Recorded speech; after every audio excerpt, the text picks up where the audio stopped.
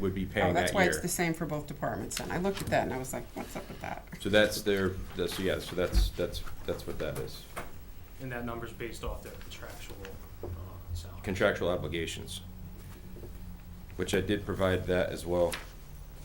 I did provide a worksheet for overtime as well. I don't know if you gave that. So John, this is good info. Maybe you can keep it if Well, you're in that job for a few years. So and we're introduce gonna, some trends. I do have another year after tonight, after this year. So I will present the town with an annual report. Chief Ricks and I. And if I could. Yeah, if you can Yeah. finish your questions. So I'm sorry, were you gonna say something? Well, I was just gonna, in your, included with your budget for both fire departments, they did do a complete breakout of how they derived at the salary number. So I just wanted to point that out to you. Mm-hmm. Yeah, on those. thank you for that. It was very detailed and very helpful No, to take the big numbers and then take a look at your breakdowns. in the past, I've had to explain how I get to all those numbers to the Sheriff's Department. That's good. Yeah, you saved about an hour of time, I think. That's good. Did the fire study that we just paid for a couple of years ago recommend that you guys hire somebody new? I couldn't find it online. Yes. They Well, did? If it's in there somewhere, but I do remember when they presented saying that we needed to move forward as well. And they also presented in the study that we need a paid officer during the day, whether it's a captain or lieutenant, for his shift continuity and regular supervision. So I didn't find that on the web today when I looked. Do you know if that was taken down? The fire study, it used to be online. Maybe I looked in the wrong place. Actually, I didn't click it onto it, but I actually looked at your first page of your the web there, and I saw a fire study, so I think it's Where did you find it? Just when you click on fire department. Oh, okay, I was looking under Board of Finance. I knew I saw it online before, I couldn't remember where the heck I saw it, but, okay. Under services, the building maintenance and building systems maintenance. So. You have a note in here on that. Yes, so what I did was, I don't know why it was separated, it made no sense to me. I was like, well, building maintenance is building maintenance. Right. So I just combined the two lines, so that's why you see a 100% decrease and a 100% increase. And Yeah. mine's 222 and 240. So what happened to the, right, I understand it was an accounting issue. I see what you did. No, I just combined them because roughly you're using the same accounts to complete the same tasks. Right, but Building if it was maintenance is building maintenance. 4,384, if you combine the two of them for an actual in 18. You with me? So there's line 240 and line 222. If I look at the actuals in 18, the sum of those is 4,384, right? Can I Sure. comment on that? Please. So, for 6/30/18, I just wanted to remind you that we put budget holds on a lot of the accounts so that we could make up for the receiving less in state grants. Yep. So this could be related to that. So I just wanted to remind you of Okay, that as thank we you for review that. budgets. Because I was trying to understand, again, it's not huge, but I was trying to understand how we went from 1384, if that was an actual, up to 3,000. The next year, it's over twice the amount. I just was trying to understand the nature of it. Right, no, that's probably, again, I wasn't in this spot, so I can't. You don't know. She answered. I don't best know, I it's could. perfectly fine. Okay. It's perfectly fine. The OSHA item is up. Did OSHA really go up 7.69%? So our costs, so OSHA, our OSHA account, Chief Ricks and I, we split some costs, but some of the things have, SCBA maintenance, our Plymouth vent system, which is an exhaust system that hooks up to the trucks that allows the exhaust to vacate the buildings instead of into the buildings where the living quarters, et cetera. All those things have service contracts and maintenance contracts, and all those numbers are going up every year. So I anticipated an increase with that as I started receiving things for the end of the year or the beginning of next year, even so already. Looking back at what they were last year, some of those maintenance items have increased. Yeah. So I increased that budget line to $1,000 more to alleviate that, so I could still be able to maintain all the equipment and all the building systems and stuff that are related to occupational safety and health. All right, so it's a reasonable estimate based on what other things have gone up. I believe so. But it's OSHA compliant, it's not money that you give to OSHA. Oh, no. Yeah. No. Everything is occupational safety. So let's talk about turnout gear. Okay? If I think, I can't lay my hands on the number, but $2,800? About $2,800 for one set of turnout gear. Okay. Forgive me, but is that the gear you wear when you're fighting the fire? Yes. Okay, That does not include the SCBA. okay. So that would be the coat, your pants, your boots, your gloves, your helmet, and your hood. How often do we replace those? It could be, How well, often do we replace them, or how Well, when I often say are we- legally supposed to replace them? we have to replace them every 10 years. That's Okay, but the you do standard. less than 10, I presume. I recall. Between wear and tear, laundering, we're required to launder now after every structural fire. And those regulations, at least I'm finding in our gear downtown, is that the gear washer is putting more wear and tear on that protective equipment. And it's literally will start falling apart at the seams, and that's unsafe. So we have to supply our firefighters with good turnout gear. So you have 4 guys right now that are full-time during the day? I have 4 full-time Paid- firefighters in paid Niantic, and I firefighters. have 7 part-time firefighters in Niantic. And I have roughly active 10 volunteers, maybe up to 30 volunteers total. So where I'm going with this is, does every fireman, whether they're paid or volunteer, do they have their own turnout gear? Every firefighter is supposed to be supplied per NFPA with their own personal set of turnout gear. Okay, so this might sound way out there, because I don't do what you do. Okay? But is it possible that you can, I was a Navy term, hot bunk, you share Yeah. one, because you're not, everybody's not working, you're shaking your head now. I would, I mean, well, we know because we've done it, and Yeah, and I I don't wouldn't know. want to wear his, first of all, you can't, but. No, I know everybody can't. I understand. I can't wear, I Remember, wouldn't guys, want to we're wear looking his under coat, every rock and here. he wouldn't want to wear my coat. Right, but we're looking under every rock here. Sure. $2,800 for a set of turnout gear is a lot of money. If there's a way we can optimize the use of them, we're gonna try to do that. I understand, but that's just not, the hygiene alone is a Okay. humongous issue. Okay, so that's really not something. That's not, that would be We're like, trying to do that. When the guys in the firehouse, they have their stuff when they're working, but all the volunteers, sometimes it's quicker for somebody to go to the call than to drive to the firehouse to get their gear. Yeah. So, I mean, if the fire's around the corner from my house, I'm not gonna drive a mile away. Right, that makes sense. Like, to do that is just, it's really unrealistic. Okay, so that's not an option then. But So at like- least with the older sets of gear that aren't rated anymore to be used for structural firefighting, we still use those for the newer members that can still go to calls, help out until they learn and get certified. junior members.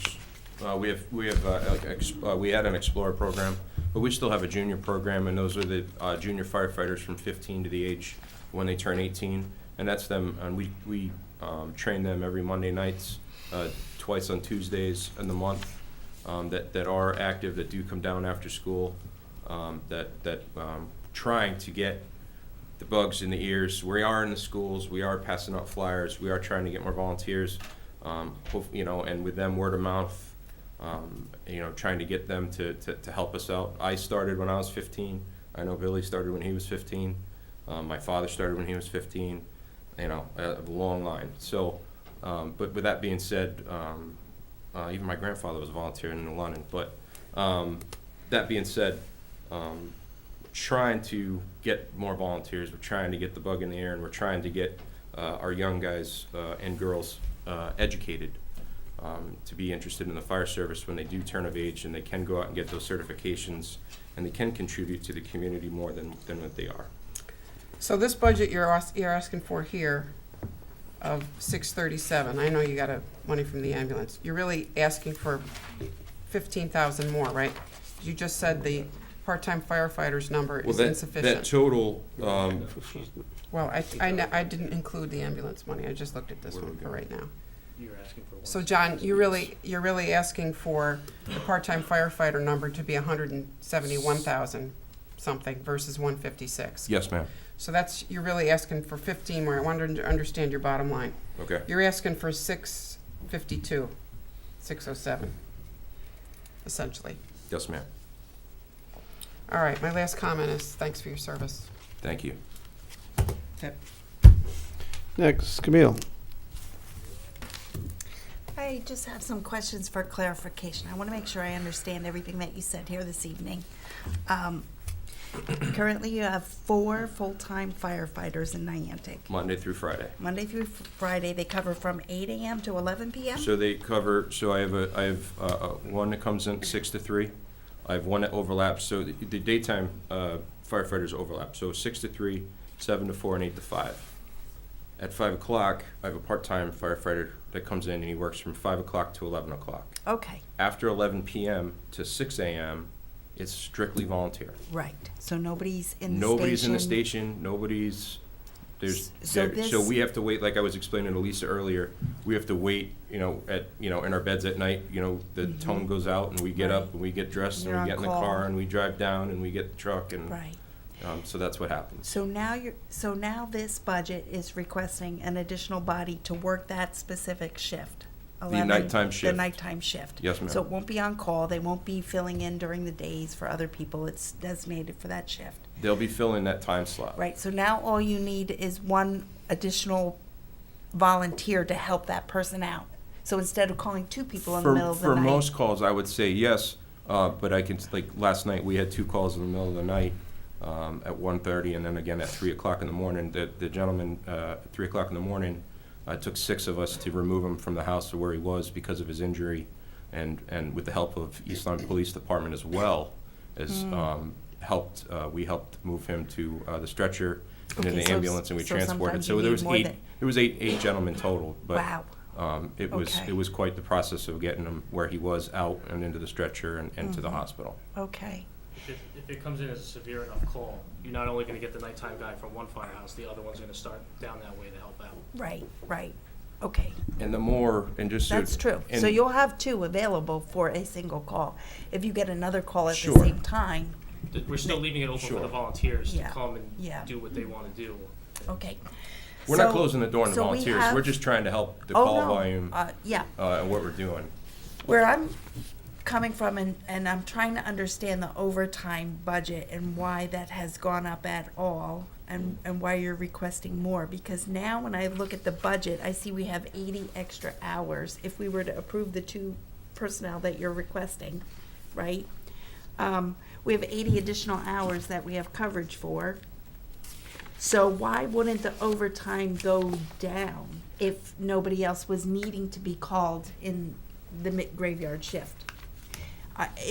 And straight answer, I think I know the answer, but I think the straight answer is that's Contractual. contractual from the Yeah, union. that's all, most of it's contractual, other times is storm coverage, so we. But would there's put- always been storm coverage, there's always been. Not necessarily, we've had, both of us have had volunteers to be able to do that in the past, and we just don't have those guys anymore. Yeah. If we have a blizzard or a hurricane or large snowfall, Public Works is out doing their thing.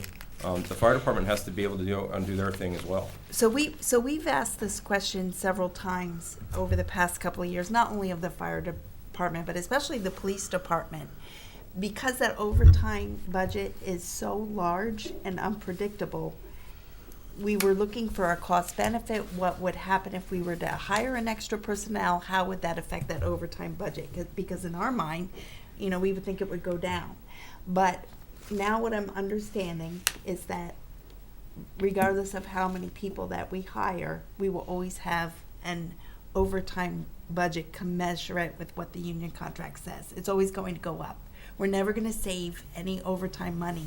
You're always gonna have By overtime. adding bodies. If that's what you're asking me, if you're always gonna have overtime, the answer is yes, you will always have overtime. Is it always going to be Contractual. level or greater? So no matter how many bodies we hire for your department, that overtime is never going to go down because it's a contractual obligation to pay it per person. I can't say never, but at this point in time and how the contract is and the agreement that the East Lyme firefighters and the town of East Lyme have, it is what it is. It's a Okay. good question. It's So- good to keep that in the forefront, because I think that way too.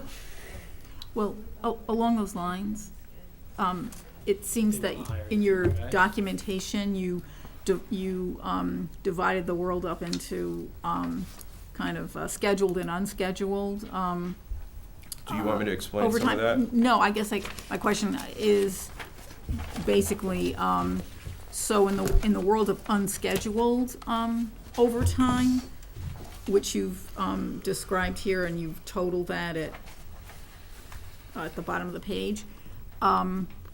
So I guess to Camille's question, would that be affected in any way?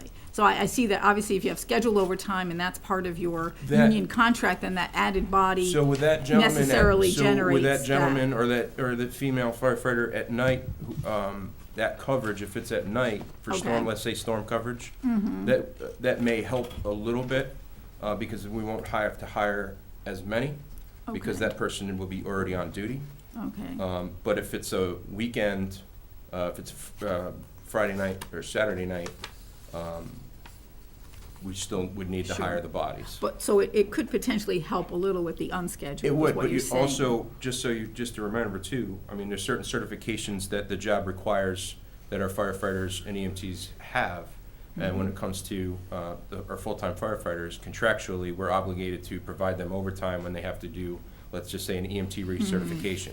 Well, that's 32 hours Right. per No person. matter what, right. So- Yeah, you're obligated. Okay. They need to have their recertifications in order to work and do the job that's required of them. Okay. That 100 hours encompasses anytime, like you said, you have to do an EMT refresher, any type of storm coverage and whatnot. And it also includes late runs, like ambulance calls take a long time. You know, if a call comes in right before 5 o'clock, and now they're on that ambulance for at least another hour, and then if another call comes in, then they're getting paid until they get back to Yeah, the fire. that's- So if the fire happens at 4 o'clock and they're getting off at 5, they're still not getting back for hours later, because there's a lot of work to do. And that 100 hours also is, we have a working fire outside of normal business hours, they get called in because we need the personnel. But you can understand the question, right? No, I'm just I trying to mean- explain what I mean, comes out of that's- that 100 hours. It certainly Yeah. makes sense that if you hire more full-time personnel, Yeah. it makes sense that the overtime should go down. In the future. I mean, if there weren't contracts behind it, Yeah, we have no word or say in the contracts. but if there weren't contractual obligations, math just tells you, if there's more FTEs, then the overtime is gonna go down. If you took their overtime away tomorrow, you have to compensate their salaries for what they've been getting by law. Yeah. So now their overtime rate just got even higher for when they do have to work overtime. So it's a No, catch-22. I understand that it's a contract, it's just, we're on the other end here trying to No, figure out how to that's okay. optimize. If you tried to just get crew rid of that size. overtime line, you're just increasing their hourly rate, which is increasing their overtime rate when they do work overtime. I have a different question on training and fire prevention, that line item, which Okay. is $5,000 recommended for the, proposed Yes. for the upcoming year. Yep. Could you possibly break that down to show what of that 5,000 goes into training versus the fire prevention efforts, which you do in schools I and could so talk forth? about it if you'd like. I don't have anything to show you necessarily. breakdown. What I did, How much more is training? I did drop that account from 5,500 Right, to I 5. saw that, okay. And that's just because I noticed last year, we didn't use all of it. Okay. So Okay. what I wanted to do was just try to be more closer to the end, Okay. but also be able to provide, let's just say the schools, hats, coloring books, pamphlets, Sure. providers. We get a smoke trailer from Mystic Fire Department that we go over and get every year, and we teach children to stay low and go. We try to educate our current members and upcoming members with certifications. So that budget line pays for all of that education, as well as continuing education, and, the books, magazines, literature that would help them kind of keep on their craft, if you will. And just, so not only are we supporting the public, we're supporting our members as well. And that's the best breakdown I can give you for that line item. Okay, so you really don't have a percentage? I don't have a Yeah, percentage, that's I'm fine. sorry. That's No. okay, that's just, something maybe for the future. For the future, I can. One other quick question while I have you here. The steps, does one go from the probationary step to a step 2? Like, I never saw step 1. Is step 1 probationary? I'm gonna have Chief Ricks can talk about that better than I can.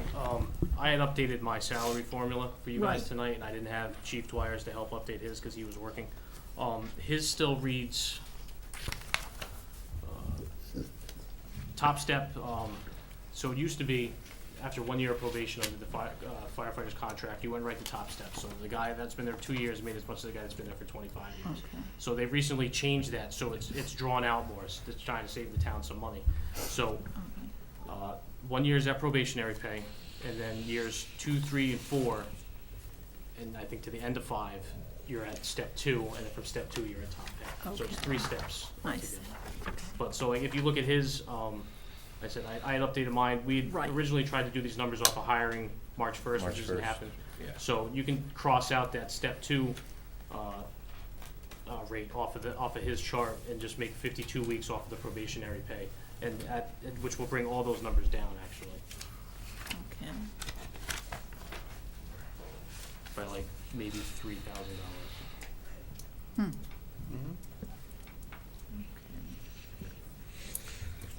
Other questions? I have one. So how many guys do you want to have working on a shift? Because you stagger, right?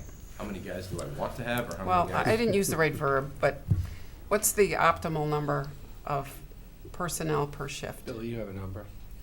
Huh? How many full-timers, if the inevitable is we're not gonna have, the trend shows we're not gonna have volunteers, right? Yeah, At some point, this town's gonna mature, but we're also gonna have no volunteers. And as the town sits here today with its needs, with its call volume, Bill gave me a number of 15 full-time firefighters, which would cover all shifts, 7 days a week, 24 hours a day, 365. for both We need firehouses. 15, That would be 15 per shift. No. It was 5 a shift. You can't. That's what you can't do away with the volunteers. No, It's just but not gonna happen. let me try to rephrase it. Let's assume for this conversation there aren't any volunteers, just hypothetically speaking. I heard you say you got a guy that works 6 to 3, another guy works 8 to 4. Did I hear that right? Or So you do 6 to 3. Right now we have 6 to 3, 7 to 4, and 8 to 5. Okay. And then we have a part-time people from 5 to 11, Okay. and then nobody from 11 to 6. all right, so from 6 to 7 you have one person, Yes. and then And then at 7 o'clock, there's now 2 people on, and at 8 o'clock, there's 3 people on. all right. So is it Actually 4, Those because are I, staggered because of the call volume in the morning. Our volunteers are getting up to go to work. We're losing less people in Right. the morning as well. right? And I'm guessing there's fewer calls at that hour of the day too. I don't actually, know. no, That's actually, why there's it's hard more. to room. We're trying to that's why the nighttime personnel is gonna overlap, into that 7 o'clock hour. So there's no way to take one of the day shift guys, don't throw pies at me. I'm just asking. There's no way to take one of the day shift guys and move them to the back shift? That's Right. not a, We have less volunteers, if any, during the day and more volunteers at night. So you take that one extra guy away during the day, it just really handcuffs us.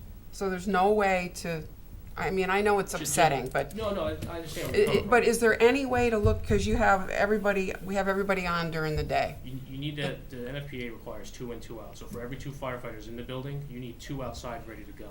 And that's not counting the guy that's running the pump or running the ladder truck. Mhm. So, I mean, optimal. But I at believe- I night, you're not believe gonna have that, right? At night, you're only gonna have one guy when you hire this new person. Yeah, but we're falling under the volunteers at that point. Sorry? We're falling on the relying on the volunteers at that point. Okay. But as far as the full-timers go, they fall under that law. Especially when we don't have the manpower during the day. That's why it's all loaded up during the day when nobody's around. All right, so there's we no have, way to we change have more that. volunteers at night At than work, we do after during the work. day. Yeah, well, that makes sense. And that's just, And it's going down because of just the way the economy is. Everyone's got 2 jobs now. So Yeah. I was just trying to see if you could shift one of them to later in the shift, then you'd have a volunteer guy and a paid guy on the back shift. that would be a contractual thing. yeah, we can't change their shifts. Oh, so it's contractual, again. That's a contractual thing. It just helps me to understand it. it's But- something that we can bargain for, and we'd have to pay for the impact of bargaining, but it is something, but it So doesn't work thanks for for the that. personnel. I Yeah, understand. and I'm going into police, fire negotiations, and there is some stuff that we're gonna have to change. So, to I make mean, some there of may this be a work. shift differential that we'd be willing to Yeah, pay them, but yeah, at least it's yeah. not another full-time person. Yeah. And I know I can tell you're thinking about it, and that's all I'm asking you to do is think about it. Maybe there's a way that we can achieve what you want a little bit differently. And I understand you have the handcuffs of contracts and all that. I understand that. It's not easy, but I'm just trying to, Just a quick thing. Sure. Say you do that. Say you take either you take my third guy or his third guy from the other firehouse. Now he's down to 2. Now 2 guys leave on the ambulance and a fire comes in. There's nobody in that firehouse. but there isn't at night either, on the back You're relying shift. on the volunteers. We have volunteers that will turn out at night. Okay, I mean, We just You want- don't, we don't have enough. That's what we're saying too. Right. And our numbers are getting smaller. right, And this is a step in that direction to help mitigate that problem we're having. right. So Billy and I, Chief Ricks and I are here telling you, we have a problem, we come to the town with a solution, and we're working on getting that solution. And probably, and I would assume we're gonna come back someday and ask for even more personnel at night to continue to mitigate a growing problem. I understand the problem, and I understand you're trying to solve it. I'm just trying to look at it and solve it perhaps differently without being in your shoes. I understand I don't know your work like you do, but I got numbers I'm looking at.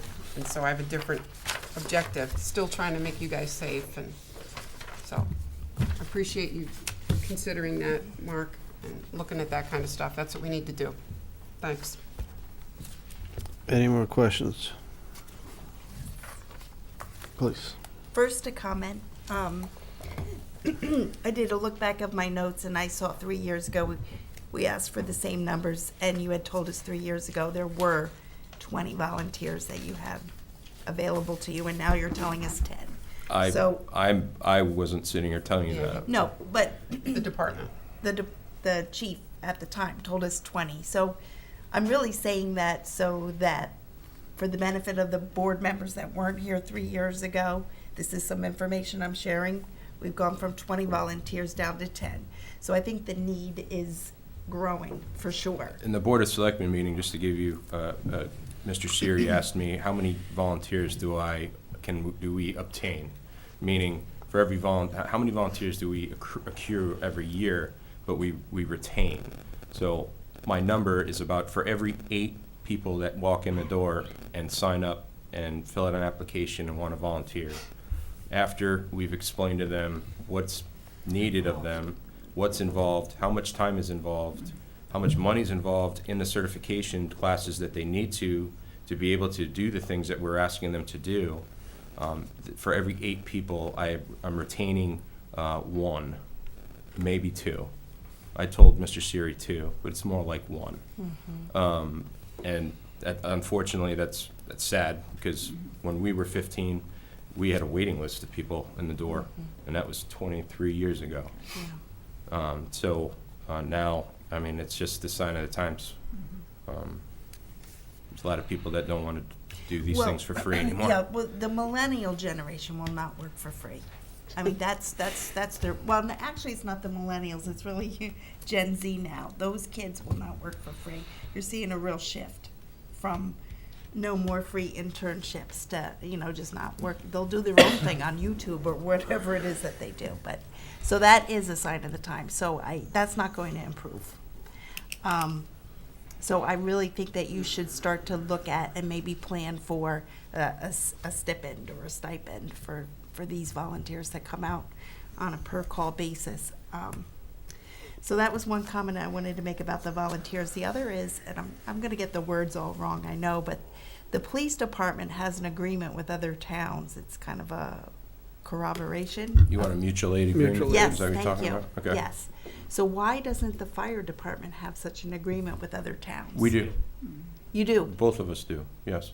So we support each other, and then. Oh, we- not, So, no, wait, I'm gonna, Okay. so, and then, like, we'll support, like, Old Lyme, if Old Lyme needs us, or we need them, or we'll support the town of Waterford if they need us, or we need them. It's called mutual aid. right. And then, like, the town of Montville, and even beyond.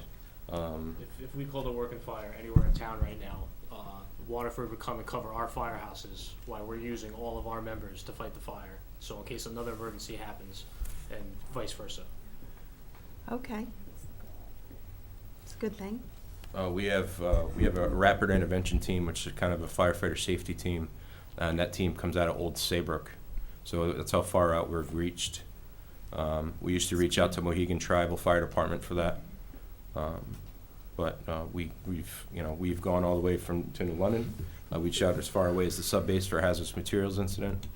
And for public education, I was telling Ann earlier, we reach out for Mystic Fire Department for their smokehouse for public education at the schools. John, do your prospective volunteers pay for their own training? Their initial training, they pay for their initial, I would say the bare bones, like a Fire 1 and an EMT. Initially, they pay for that, and then once they've completed their training and their certification, we reimburse them. But that's not happening very much because I don't have a lot. I wonder if we paid for that.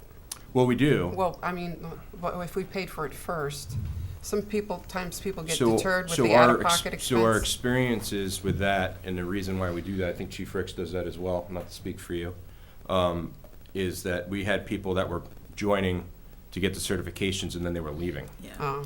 So we want to get, They weren't passing and just dropping out. Absolutely. right, so we want to get, you know, Yeah, we got a skin in the game. Yeah. Okay, got it. I have a question about response times.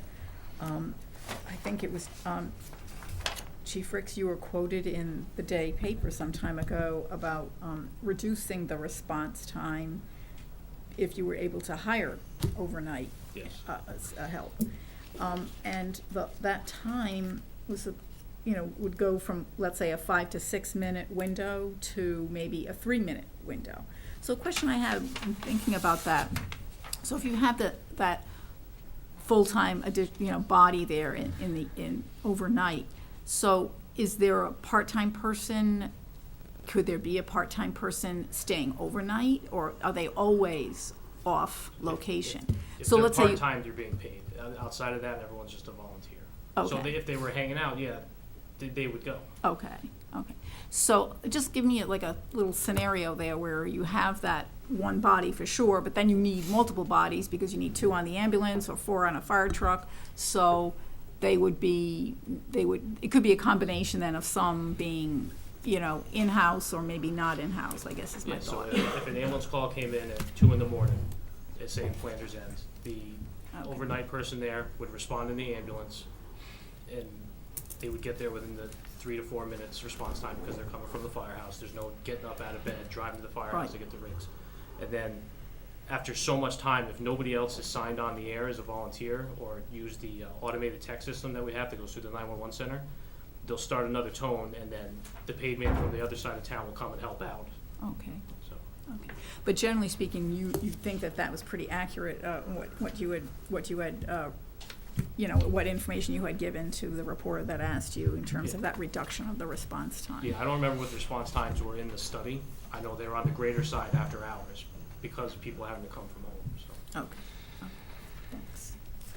Any additional questions? Okay, thank you. Thank you. Thank you very much. Thank you. Thanks for your patience. Oh, well, yeah, but we're gonna take a little break. Yeah, I said at 8 o'clock we're gonna take a break, but that ran a little bit longer than I expected, so we're gonna take 5.